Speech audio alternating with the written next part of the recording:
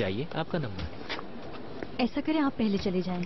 अरे कोई बात नहीं, आप जाके डॉक्टर से मिलें। कैन और हम यहीं बैठे हैं। शुक्रिया। आ जाओ कैन।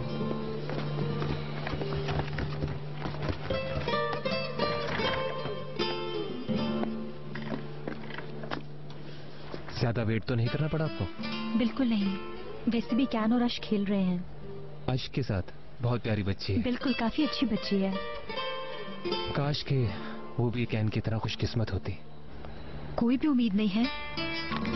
उम्मीद तो है, अगर कोई डोनर मिल जाए। जिस तरह आपको एक चांस मिल गया था कैन की दफा, हो सकता है इसे भी मिल जाए। डॉक्टर साहब, कैन कैसा है?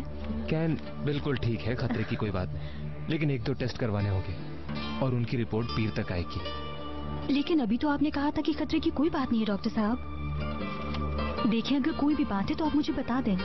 देखिए, अगर कोई बात होगी तो मैं जरूर बता दूंगा। ये टेस्ट करवाना भी जरूरी है ताकि कोई शक न रहे।